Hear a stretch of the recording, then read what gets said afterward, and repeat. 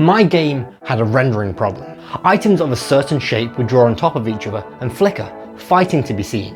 This was due to the way the monogame framework draws items and the way I was calculating their depth. My solution to this, which I explained in a previous devlog, was to split the item in half.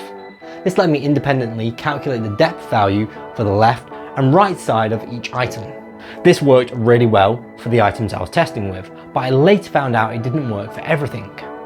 As such, I've had to investigate rendering items and come up with a much better solution.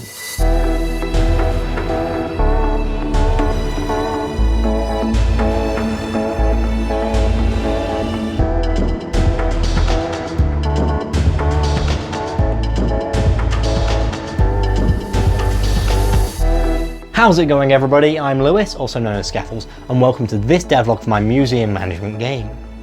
I fixed these rendering problems in the latest version of the game demo. That demo was all about rotation and was the reason I found these problems. I had to create new art and test every item, as I was previously only testing a small handful.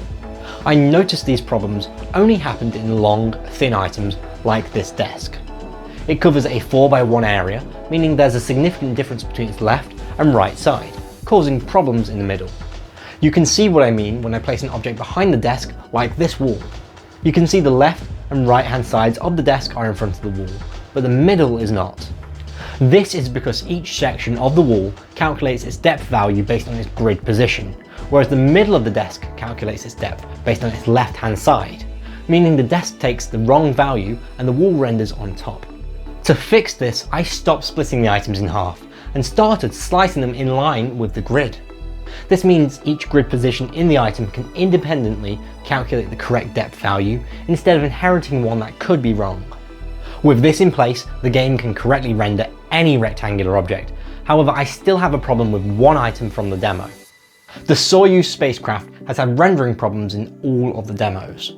From the first demo where it rendered over half of its surrounding objects to the last demo where almost everything else took priority. And in every demo, the solar panels have just been wrong. There are two reasons for this. First, the solar panels overhang everything, and more importantly, the solar panels increase the complexity of the object shape, which is critical to how objects are rendered. Now, I could rewrite the grid to support objects that overhang, but that's quite a big change and I don't think I need it for the game. I could then lower the object to the ground so that it doesn't overhang, however I'd still need to account for the shape of the object. I'm sure I'd really enjoy coding that, however it's quite a big change for something I don't feel is necessary. As such, I have two possible solutions for the Soyuz spacecraft.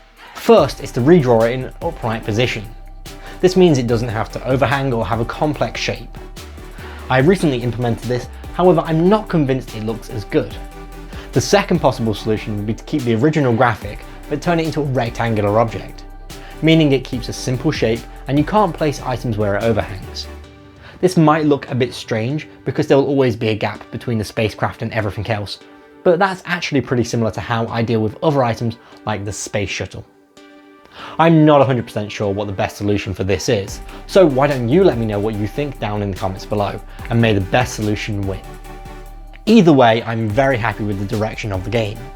I recently took a break from game dev, but I'm back on it now, fixing bugs from the recent demo and starting the third stage of the roadmap. Make sure you're subscribed to get notified when I release new devlogs like this one about the 3rd anniversary of the game. Thanks for watching and goodbye.